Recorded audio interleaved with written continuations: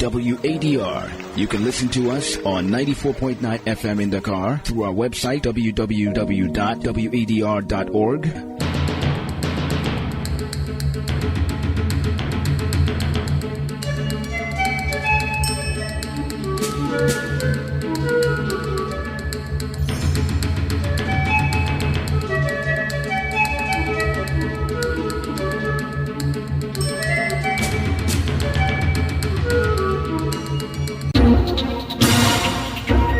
WADR, promoting dialogue. It's 6 p.m. in Dakar, 7 p.m. in Porto Novo. Good evening and many thanks for staying tuned to West Africa Democracy Radio, broadcasting on 94.9 FM and around the world on wadr.org. Welcome to Newslink. Here are the top stories. Mixed reactions trail the new parliamentary system of government in Togo. You can't imagine how happy we are to see foreigner Segme truly president of the council. The majority of Togolese are worried about this. The Beninese government investigates more than a dozen people accused of supplying fuel to armed groups. Liberian government codifies regulations to enhance safety and efficiency in transport services. On our bounding duty and to create efficiency and efficacy, we decided that we take all the regulations and codify them into one book. And in Chad, the trial of former Chief of Staff Yusuf Boy on charges of 11 billion CFA francs embezzlement begins today. Details of these stories and more coming up shortly. Christopher Aticho with Newslink. Many thanks for joining our broadcast and a warm welcome to our listeners in the Gambia, Ghana, Liberia and Sierra Leone. This edition begins in Togo, a country that transitioned to a parliamentary system this past weekend. Under this system, both the President of the Republic and the Prime Minister, who hold significant power, will now be elected by the National Assembly to lead the country. This decision was made on May 3 of this year. However, in the streets of Lomé, citizens are reacting with mixed feelings regarding this new parliamentary system. While some citizens welcome the charges or the changes introduced by the Constitution on May 6, 2024, others express their disagreement. Opposition parties and civil society organizations have also protested against the Fifth Republic and are planning to further demonstrate in the coming days. Here are some citizens' reactions. You can't imagine how happy we are to see foreigner Segme truly president of the council. With him, Togo will truly move forward. In this public war, it's everyone's fault. It's a good start. I welcome this change of regime because with the new constitution, we are in a parliamentary regime. And talking about a parliamentary regime means emphasizing collaboration between the executive and legislative branches. The president led. In my opinion, he should hand over to others who will try to manage, and we will all see if there will be a change or not. The majority of Togolese are worried about this. We know that with the Fifth Republic, and especially with the Council of Ministers, he has all the power. Now it's time to make life easier in Togo so that things can move forward. We want lots of roads, food, corn to be affordable, and the cost of living to be reduced. We made our decision in the election of our country's president. And you just listened to citizens in Togo reacting to the newly adopted parliamentary system of government. Meanwhile, the Coalition for Peaceful Change in Côte d'Ivoire, CAP-CI, has announced a major rally and meeting with the country's religious and traditional leaders ahead of the October 2025 presidential election. The organization held a press conference on Monday to discuss the country's socio-political situation. It is calling on the Ivorian government to work towards a peaceful political and social climate during and after the pending presidential election. Abdoulaye Hassan has the details in the following reports. According to CAP Côte d'Ivoire, the Ivorian socio-political environment has deteriorated following the revision of the electoral roll. The coalition, which brings together several opposition political parties, is warning of the approaching presidential election and calling on all stakeholders in the process to mobilize to pressure the government to hold a dialogue. Simon Gbagbo is a spokesperson of the coalition Cap Côte d'Ivoire.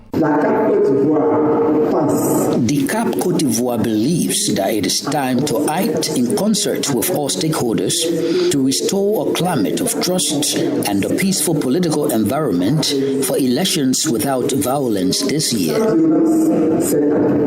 After outlining the main causes of what it describes as deterioration of the socio-political environment in the country, the Cap Côte d'Ivoire took this opportunity to formulate several proposals. Here is Simon Gbagbo again speaking on the matter. The Cap Côte d'Ivoire strongly calls for the convening of a political dialogue with another country in order to bring about its repercussions for implicit elections, elections without violence. And in this regard, it announces to the entire nation the organization of a major rally in Abidjan on May 30. Additionally, Cap Côte d'Ivoire announces an information and exchange tour in the coming days with chancelleries, religious groups, traditional chiefdoms, and trade union organizations. A report by WADR's Abidjan correspondent, Marcel Aristoble, and voice by Abdullahi Hassan. In Nigeria, the Association of Resident Doctors in the Federal Capital Territory, FCT, begins a 3-day warning strike on Tuesday, May 6, 2025. This decision was made during an emergency Congress meeting held on Monday at the Asokoro District Hospital in Abuja. The president of the association, Dr. George Igbon, stated that the strike is necessary due to the recent dismissal of 127 health workers by the FCT Civil Service Commission on last Friday, which was conducted without proper procedures. Dr. Igbon described this dismissal as inhumane and illegal, calling for the immediate reinstatement of the affected workers along with the payment of their April salaries. Additionally, the Association of Resident Doctors in the Federal Capital Territory of Nigeria is demanding the resignation of Emeka Ize, the chairman of the FCT Civil Service Commission. The doctors warned that if their demands are not addressed by the FCT Minister, Newslink, Wike, and the FCT administration within 3 days, they would escalate their action to an indefinite strike, potentially shutting down hospitals throughout Nigeria's capital. More stories coming up on West Africa Democracy Radio. Newslink continues. From Nigeria to Benin, where more than a dozen people accused of supplying fuel to armed groups are being investigated by the state. On Monday, they appeared before the Commission for the Prevention of Cruel, Inhumane and Degrading Treatment or Punishment of Offences in Cotonou. Sankole Janko completes the story. The 12 farmers were arrested early April in Sompereku, located in the commune of Banikora, the far north of Benin. They were stopped while riding motorcycles and found with tanks containing 10 to 15 liters of fuel, which they did not have authorization to carry. The farmers are suspected of supplying fuel to armed groups operating in northern Benin. On Monday, these alleged accomplices of the armed groups appeared before the court for the suppression of economic offenses and terrorism grief.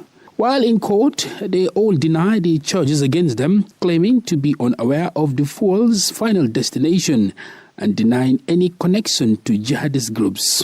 The prosecution asserts that this activity indirectly supports terrorist networks active in the border area. The 12 suspects have been in pre-trial detention since April 17 and are awaiting further proceedings.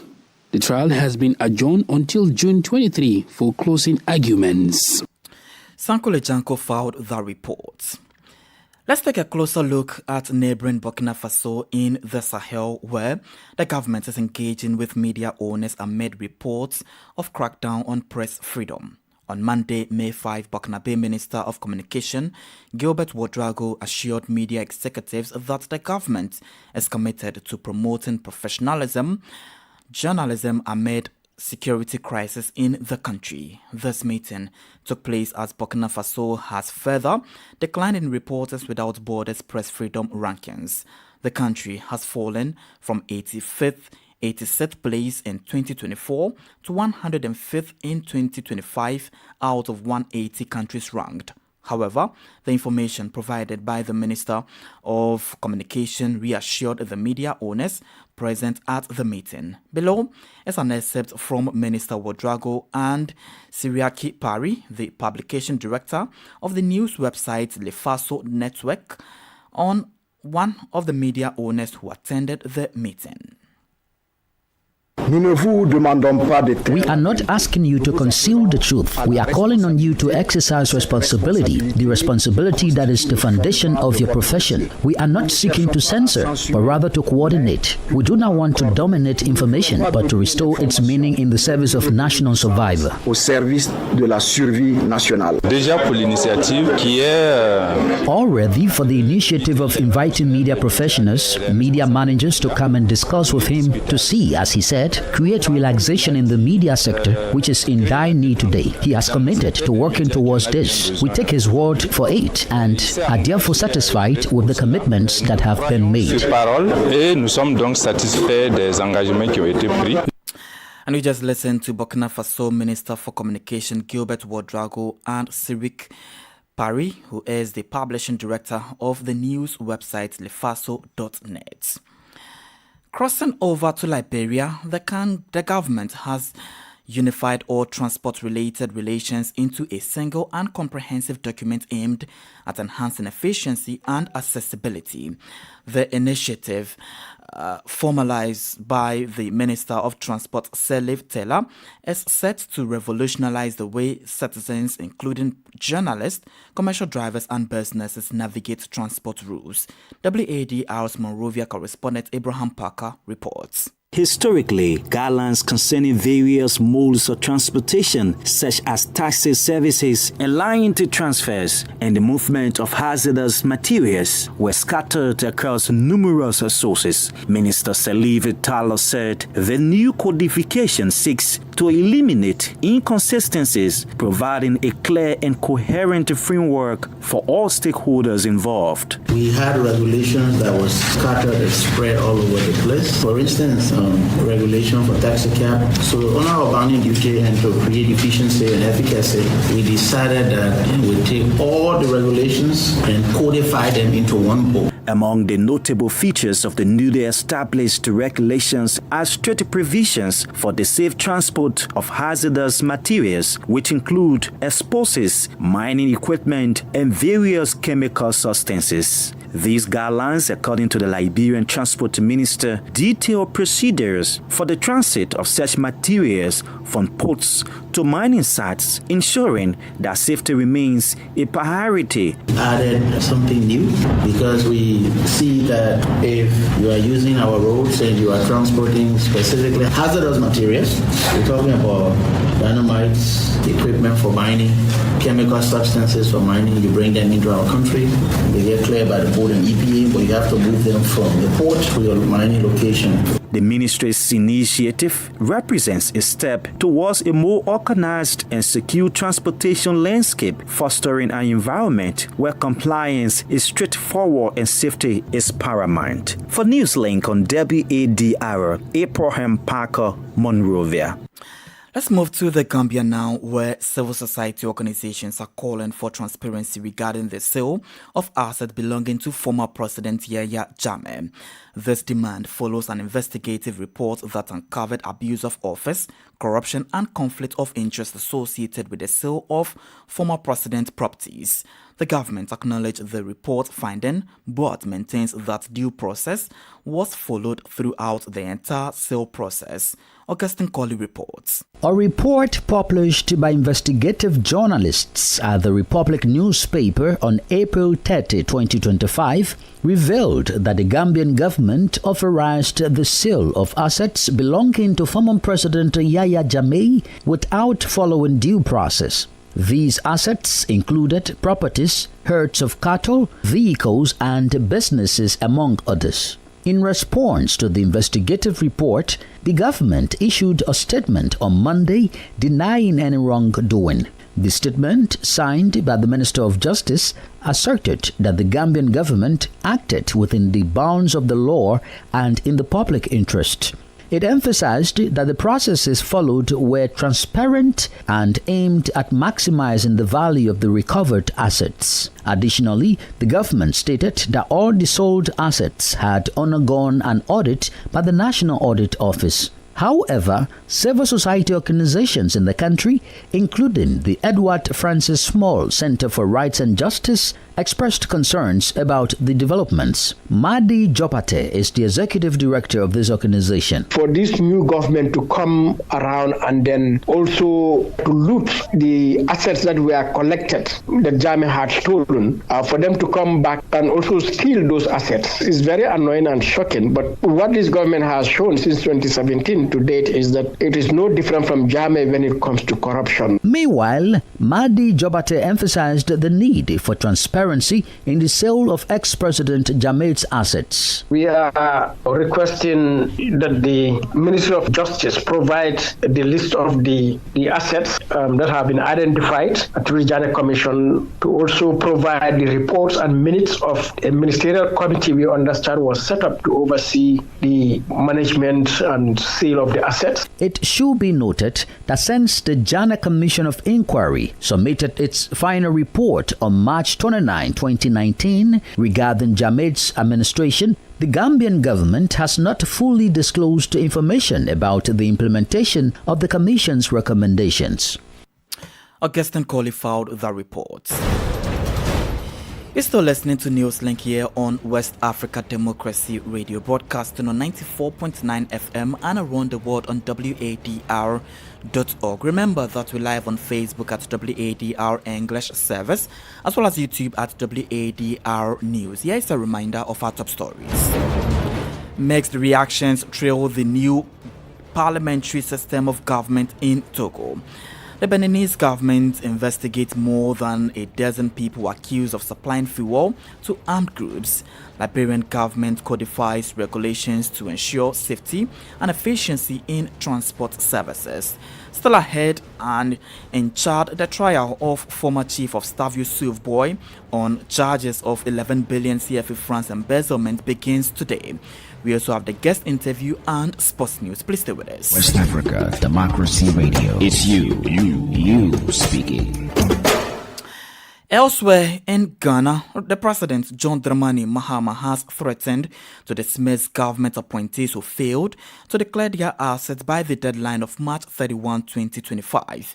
In addition, the President directed that the non-compliant officials will forfeit 3 months of their salaries, which will be donated to the Ghana Medical Trust Fund.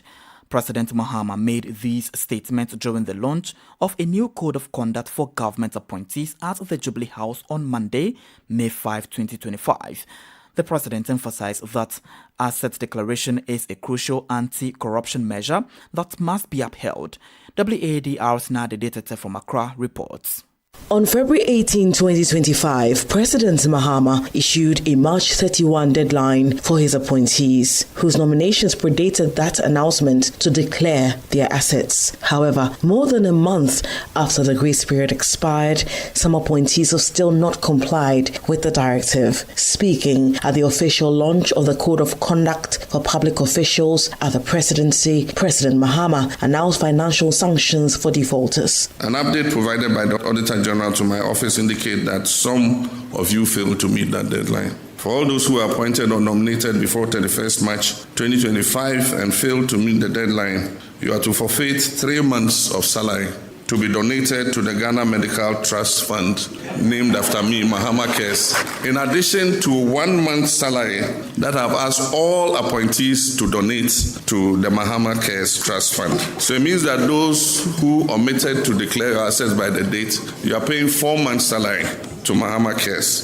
The president further issued an ultimatum to all government appointees who have yet to comply with the asset declaration laws, warning that they should consider themselves dismissed if they fail to meet a final deadline of May 7, 2025. However, if by close of day Wednesday, 7th May 2025, any of you still fails to declare your assets, count yourself automatically dismissed. The Assets Declaration regime is an important mechanism to check corruption and abuse of office, and it must be respected by all. The President's directive is part of ongoing efforts to strengthen transparency and accountability within his administration. Asset Declaration is mandated by Article 286 of Ghana's 1992 Constitution and the Public Office Holders Declaration of Assets and Disqualification Act 1998, Act 550. For WADR, Nadi Tete, Accra.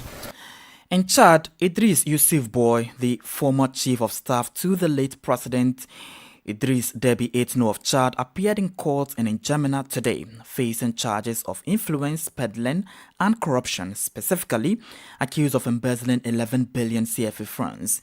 Detained since February in the premises of the intelligence service, Idris Yusuf Boy, a close confidant and former civilian chief of staff to the late president, stood before the judges of the N'Djamena High Court.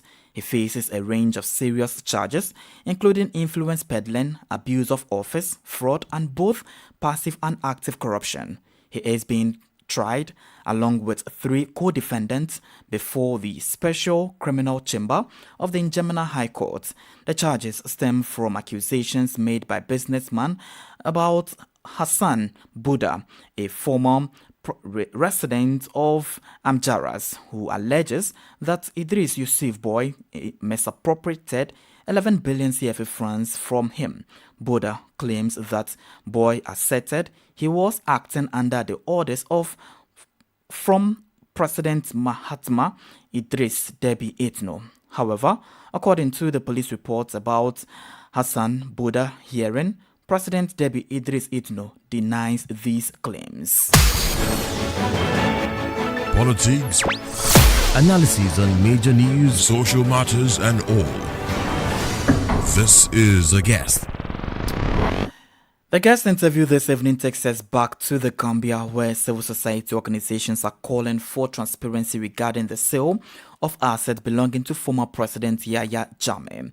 This demand follows an investigative report that uncovered abuse of office, corruption, and conflict of interest associated with the sale of former president's properties. The government acknowledged the report finding, but maintains that due process was followed throughout the entire sales process. Our guest is Madi Jubate, the executive director of the Edward Francis Small Center for Rights and Justice. Shocking and annoying, and but at the same time not surprising, because since 2017 this government has demonstrated that it is not interested in transparency and accountability. The reason Jammeh was removed was simply because of his corruption and his human rights violations, total disregard of the law and so on, so that we replaced it with another government, and of course on the promise that we will investigate Jammeh, and that investigation to use it to restore rights, to ensure justice and accountability, but also to reform the system, so that the investigations conducted were the TRRC and the Janet Commission. Janet Commission was looking at his corruption, and TRRC was looking at his human rights violations.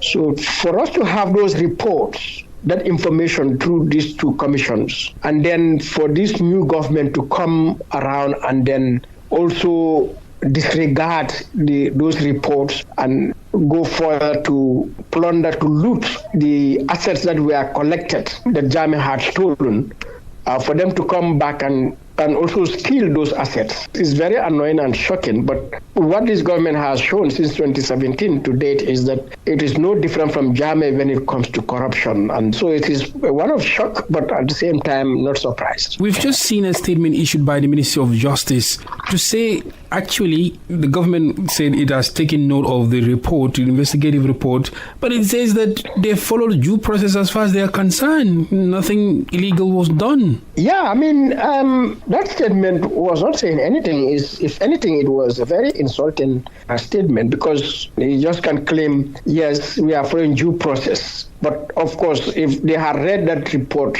it should have been clear to them that they did not follow due process. They are under pressure and had to respond. And so that's why they came up with that meaningless statement, which, is a further manifestation of the corruption and of this government. What they are doing is to run away from responsibility and to cover up corruption and illegality. Edward Francis Small, Logistics for Human Rights, what are your demands? As a result of this report, submit a request for information using the Access to Information Act to the Ministry of Justice to demand full disclosure of the way and manner these assets, which were stolen and personalized by former President Jammeh, by the ministry to disclose them. So we have submitted that letter to the ministry this morning. We are requesting the ministry to release all reports regarding the sale of these assets, which includes the names of buyers, the items which were sold or bought or not sold or bought, the revenue collected, and any other matter relating to it. Because that is the starting point to determine next steps, such as going to court or even staging a protest and other things. But first of all, we got to know what happened. So that's our demand, that the government comes out publicly and tell Gambians, what happened as we demanded in our statement. Yeah. Madi Jobate is the executive director of the Edward Francis Small Center for Right and Justice. And Augustine Colley joins me in studio with the latest in the world of sports. Of course, Augustine, you are wearing the hat of Sankule at the moment. Certainly. And of course, there's been a lot of actions happening in the African Cup of Nations under 20 sector. What exactly has been happening? Okay, so the Democratic Republic of Congo boosted their chances of reaching the knockout stage of the CAF Under 20 Africa Cup of Nations, securing after a convincing 3-1 victory over the Central African Republic in the Group C encounter. And the result leaves the Central African Republic with just 1 point after 2 matches, having held Senegal to a draw in their opener. Their hopes of qualification now hang on their final group game against Ghana in Ismailia on Thursday. The DRC, meanwhile, sit in a strong position ahead of their final group fixture against defending champion Senegal at the same time in Suez. Meanwhile, Nigeria and Kenya will face off at the CAF Under 20 Africa Cup of Nations in their final Group B match at the 30th June Stadium in Cairo on Wednesday. Nigeria needs just 1 point to progress and could top the group with a win. Nigeria's most recent encounter with East African opposition was a 1-0 win over Uganda in the 2023 quarterfinals. Kenya, meanwhile, will be facing West African opponents for the first time at this stage of the competition. And away from the continent, in Europe right now, the UEFA Champions League semi-final return leg comes alive tonight.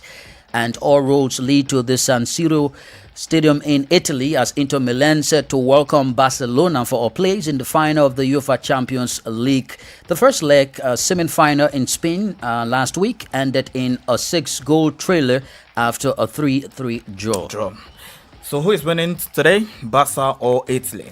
It's a decisive game. Inter Milan, it's a decisive game. Yes. But of course, all interest is really built for Arsenal tomorrow, taking on Paris Saint-Germain, knowing very well that Partey is back to cement the medal for Arsenal, whereas Declan Rice would also get his opportunity to be cooking some rice in Paris Saint-Germain. Let's see how that would obviously play out. Certainly. Thank you. But who are you betting on to win tonight? I'm betting on Barcelona. Because you're a Barca fan. That's fine. Thank you very much. And that's where we draw the Curtains on today's edition of Newslink here on West Africa Democracy Radio, broadcasting on 94.9 FM. Thank you for listening, and many thanks to Mustafa Sek and Umu Danyogo for the technical assistance. Do interact with us via our social media platforms, X formerly Twitter, Instagram at WADR News, and on Facebook at WADR English Service. I am Christopher Aticho. Good evening and enjoy the rest of our broadcasts. And many thanks to you for listening to Newslink via Hot 104.3 FM, Newmi FM 94.0, Hilltop Radio 104.7 FM, and Veritas Radio 102.9 in Banjul, the Gambia. We also appreciate our listeners in Liberia via Alternative Youth Radio 98.9 FM, Lofa County. Radio Kagama 94.5 FM, Nibe County, DCN Radio 91.3 FM, Riverside County, Wakat FM Radio, Baga, Liberia.